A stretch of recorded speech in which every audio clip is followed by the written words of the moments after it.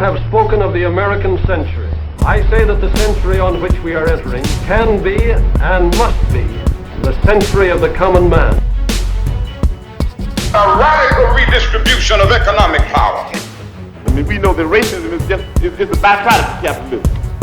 Everything would be all right if everything was put back in the hands of the people. We need a government that will make sure Americans are taken care of and organize the economy to serve the people, not the profits of a wealthy few. We now have the techniques and the resources to get rid of poverty. We got to start getting out there with the people. Get out of the movement and get to the masses. We need a government of action.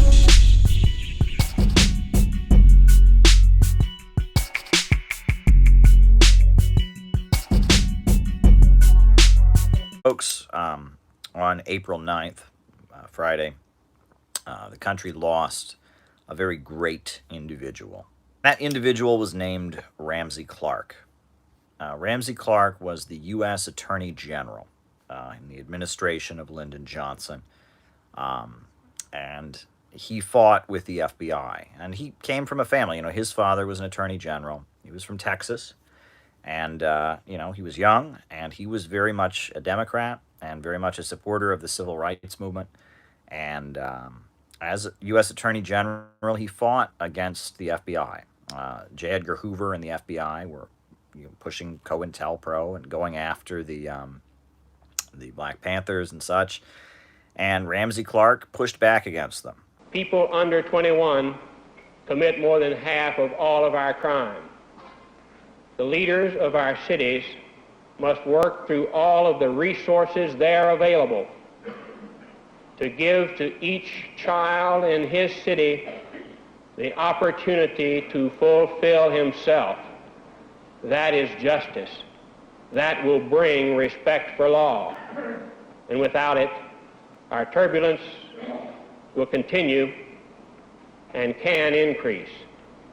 The worth of a city in the long run is the worth of the individuals who live there.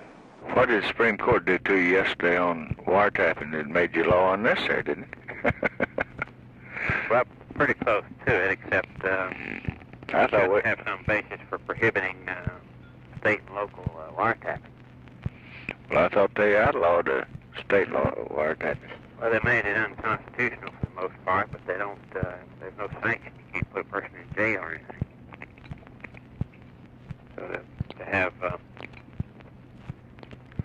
any teeth to it, why you don't have to get some legislation to really prevent it. Lots of things are unconstitutional people do every day without fear of being caught or punished. Anything new on Edgar? No, he's a hard man to work with. Came to our U.S. Attorney's reception last night. First time he's ever been known to come, which was very pleasing. But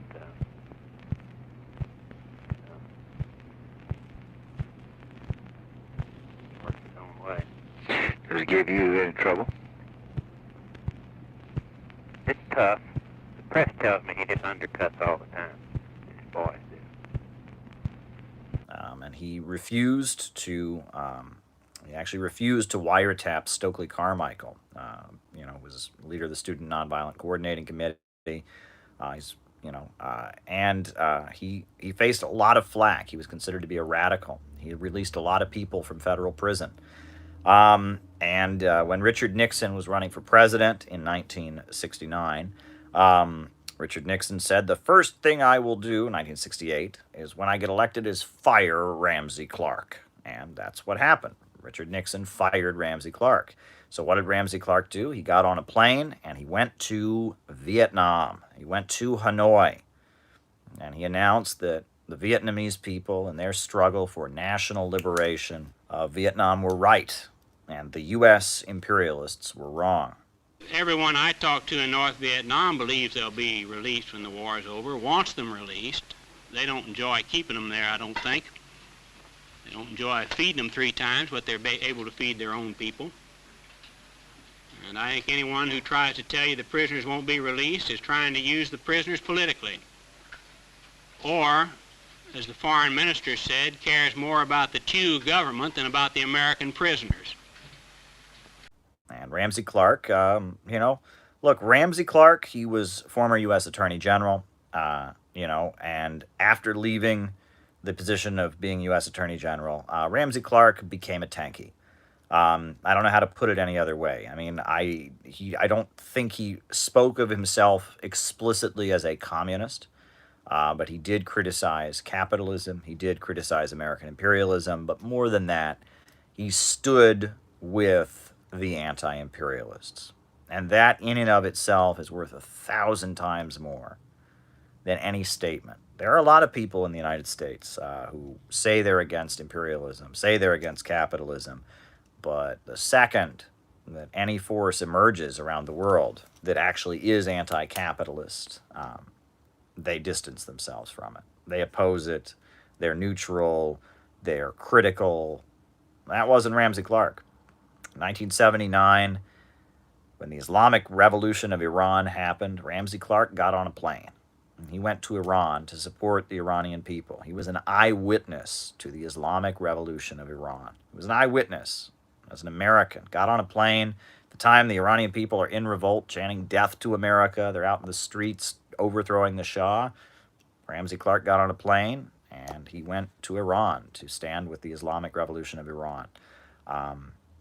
Ramsay Clark made a point of defending in international court the people that the U.S. imperialists would try to demonize, right? If they went after a leader from Africa, tried to accuse them of crimes, he would work in their defense because he knew who the real murderers and criminals were.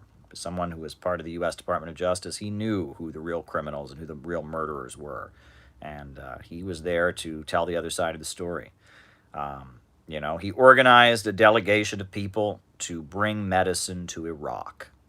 At the time that Iraq was facing criminal sanctions, right? The Iraqi people were, suffering. The USA forbid chlorine from going to Iraq. The USA wouldn't permit the Iraqi people to get chlorine to purify their water, and Iraqi children were dying in mass. I mean, they were just dying, and the sanctions were killing people.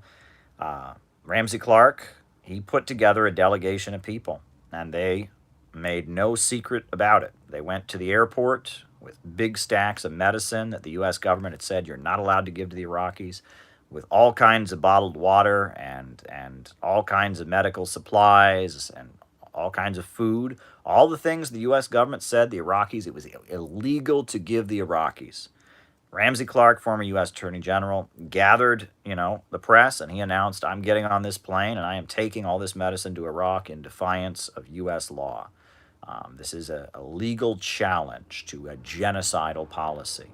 And Ramsay Clark broke the U.S. law and brought medicine to Iraqi children and fed Iraqi people food and stood against the genocidal U.S. sanctions that were imposed. That was pretty bold, and he could have been prosecuted, and he wanted them to prosecute him. He was hoping they would prosecute him for doing it, because then he could use that to expose the illegal nature of the policy of the sanctions on Iraq that killed so many people. When the U.S. government bombed Yugoslavia and bombed Serbia, claiming that the leaders of Serbia were committing genocide, Ramsay Clark became the attorney representing Slobodan Milosevic in the International Criminal Court,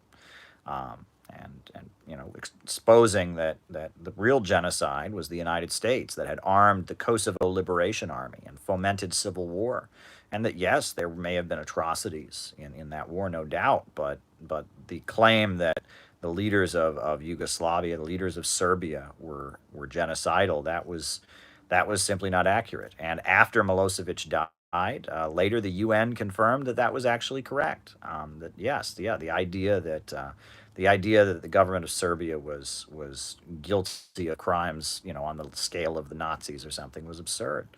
Ramsay Clark, he went on to become the attorney for Saddam Hussein, right, when the USA invaded Iraq. You can't threaten the people. I can't threaten you. That's a crime. To threaten to assault you is a crime, and it ought to be a crime. And to threaten to assault a country is a crime against peace, which is the first of the three great crimes that are proscribed by the Nuremberg Charter.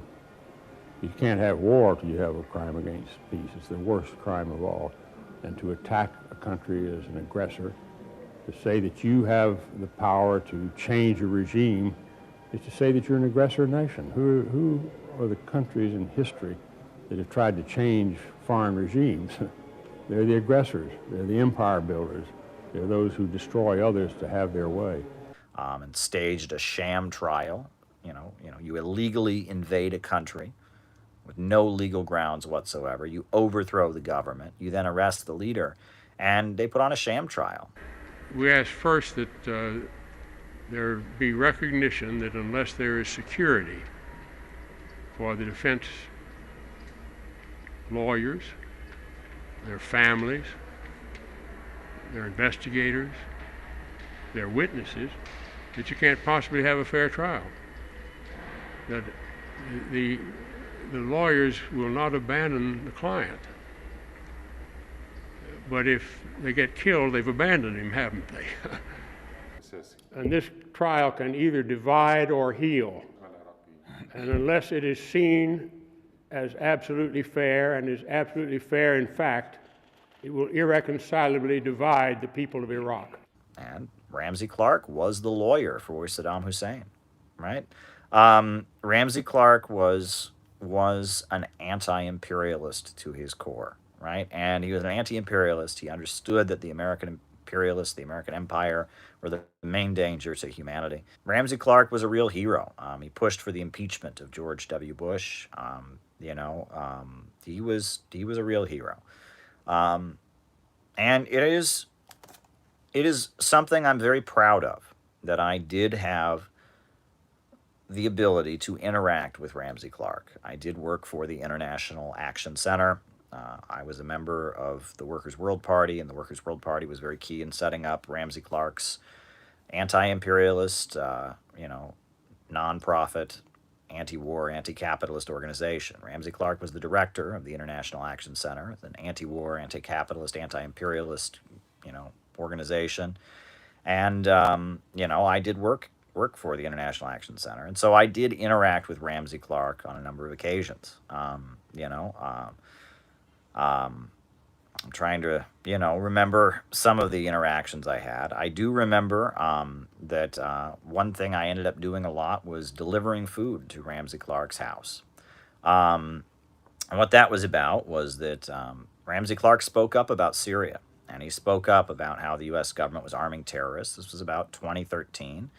And so a lot of Syrian Americans really agreed with him. So as a gesture of kindness, they would send food to Ramsay Clark. So they didn't know his home address. They did know where the office of the International Action Center was. So one day we would just be at the office, and suddenly there would just be boxes and boxes and boxes of Syrian food delivered at the office. So I would deliver some of it, and I got to eat some of it as well. And I would take it a few blocks over and deliver that Syrian food to Ramsay Clark's apartment. Bring it to him. He had a daughter who he lived with, who was disabled, and he took care of her in his old age. He took care of his disabled daughter, and he lived with her in his apartment. And I would go over, and the doorman would meet me there, and I would say, "I'm Caleb. I'm here to see Ramsay Clark." And the doorman would say, "Oh, very good," and would escort me into the elevator. And I would come up there with a big box of Syrian food, and there would be Ramsay Clark at the door, and he'd be there, and he's a tall man, but he was old and kind of hunched over, and he'd say, thank you very much, thank you."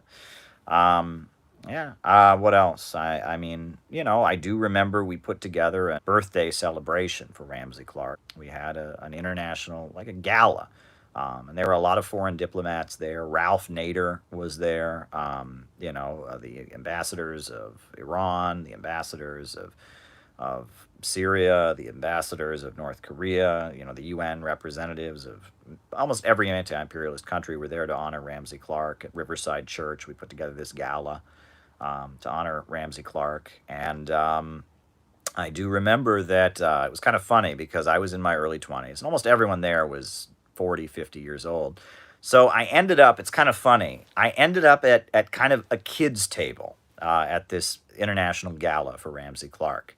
You know, I mean, it was kind of funny, but because I was in my mid-20s, Ramsay Clark's uh, granddaughters, who were teenagers at the time, they were seated with me. And me and a couple of, you know, the young activists in the International Action Center.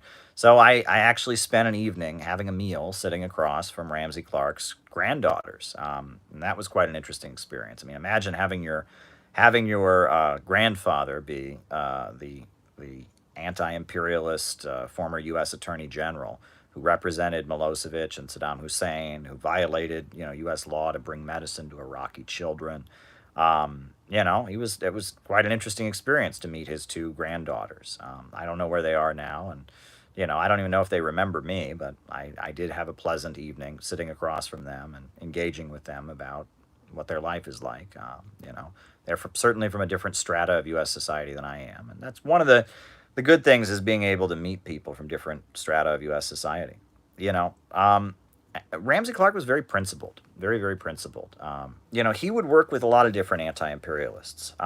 He worked with the Workers' World Party and the International Action Center. You know, but he was also you know, he made a point of working. He worked with Lyndon LaRouche, also Lyndon LaRouche, the pro-China, pro-Russia, anti-imperialist, former Trotskyite, now rejects Marxism. He worked with them, and he represented Lyndon LaRouche when Lyndon LaRouche was put in prison on a frame-up for tax fraud or something like that, or credit card fraud, or, you know, it was like a frame-up. They imprisoned Lyndon LaRouche because of his, you know, mainly it was probably he was targeted because of his ties to Saddam Hussein, his ties to Ba'athist Arab socialism, and his anti-war positions, his anti-war activism.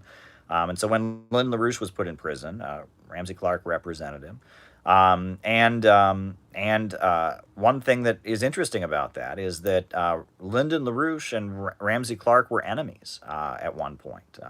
You know, at one point, you know, you can watch videos of Lyndon LaRouche from the late 70s, you know, just ranting against Ramsay Clark. And he kind of, I guess Lyndon LaRouche at that point believed that Ramsay Clark was at the center of some kind of international communist conspiracy or something like that.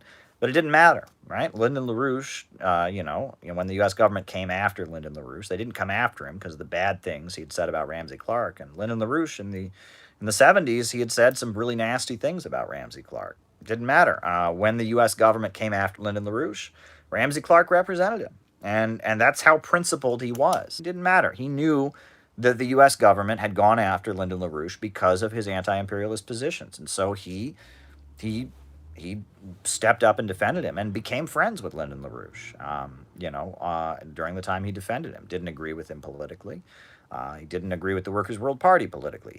He had his own views. He was an anti-imperialist, but, you know, he was friendly with different people. You know, he was friendly with different people. But Ramsay Clark, he had a way of just being very, very, very, very to the point and kind of humorous. He had a sense of humor. One thing I remember, I will never forget, was kind of amusing, was I interviewed him for Press TV. When I was doing journalism for Press TV. I was able, of course, to interview him because he was somebody I met. So I went to his apartment, and we set up 2 different cameras, and we set up lighting, you know, big lights, and, you know, we set up in his living room in his apartment this really fancy equipment. We sat there, and I had all these very, very carefully thought out questions. You know, so I sat there and I asked him a very complicated question, like, you as a former U.S. Attorney General, why did you take the stands you took? What was the it was a very long, complicated question. I was new at interviewing people. I hadn't interviewed people very much before, and this was a high-level interview I was getting. And so I sat there and I asked him this very, very complicated question about where he went. And he sat there, I remember this, Ramsay Clark sat there and he said, I'm against war.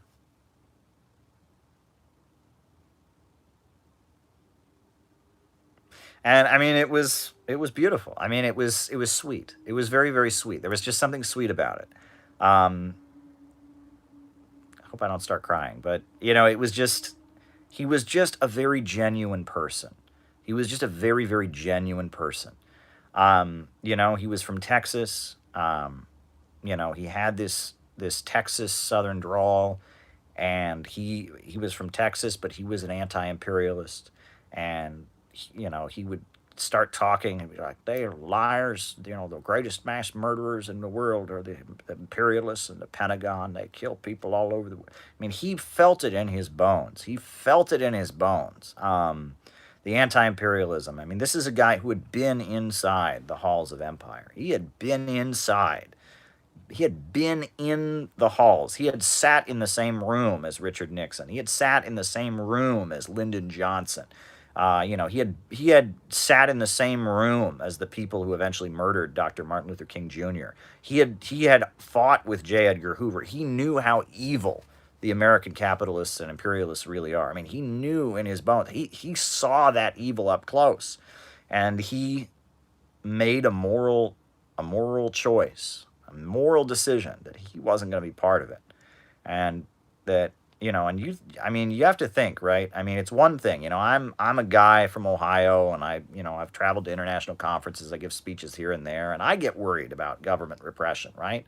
They say they believe in free speech and all of that. We know that's not the case. We know what they did to Fred Hampton, and we know what they've done to labor leaders and different voices. We know what they're doing to Assange right now. So, I get worried on here. I'm just on here rambling. I'm a kid from Ohio, and I was an activist, and I'm a journalist, and I just do my thing. But this is a guy he knew where the bodies were buried. You know what I mean? This guy had been in the same room. He was part of that clique, right? I mean, he sat behind closed doors, and he was part of their evil empire.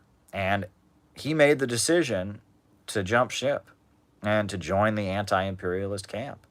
He made the decision to join the other side. And that was a huge risk. I mean, I don't know if they ever tried to kill Ramsay Clark. I don't know if they ever did. I wouldn't put it past him.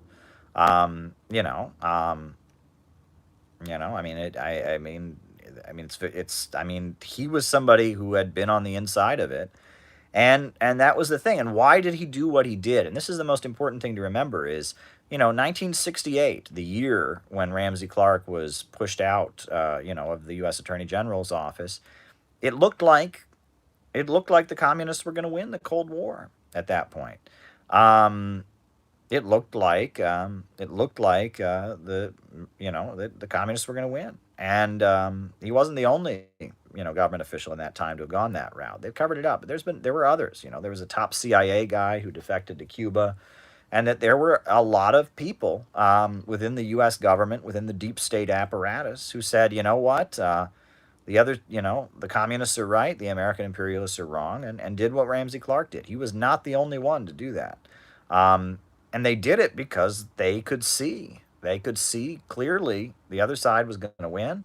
The other side was right. It was raising people out of poverty, and the USA had nuclear weapons and was determined to just never let socialism emerge as an alternative to capitalism.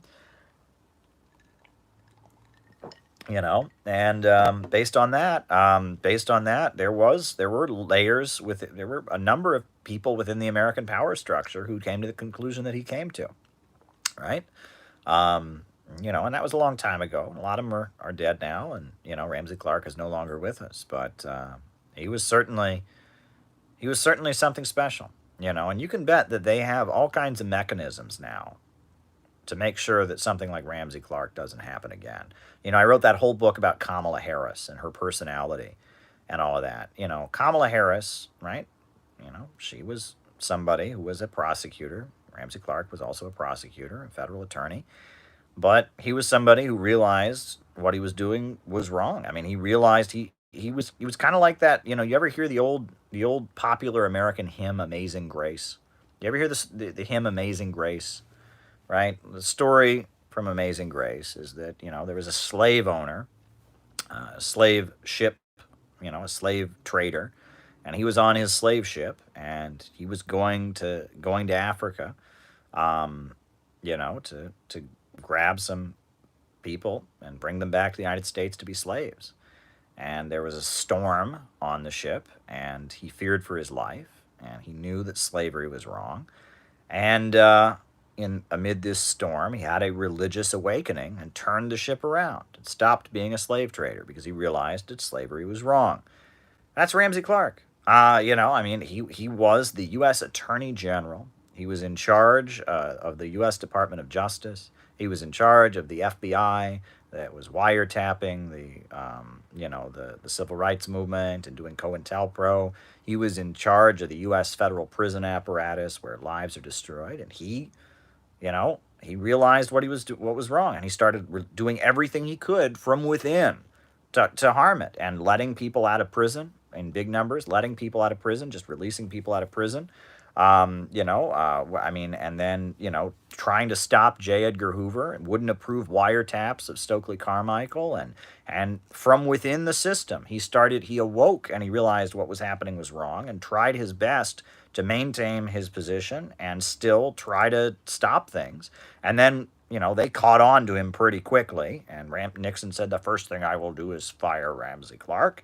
He fired Ramsay Clark, and so he said, all right. And then the first thing he did is he got on that plane and he went to Vietnam. And he met with the communists in Vietnam with the National Liberation Front. And he said, you guys are right. This is your country, and you have the right to run it. I mean, this is somebody who is very, very rare.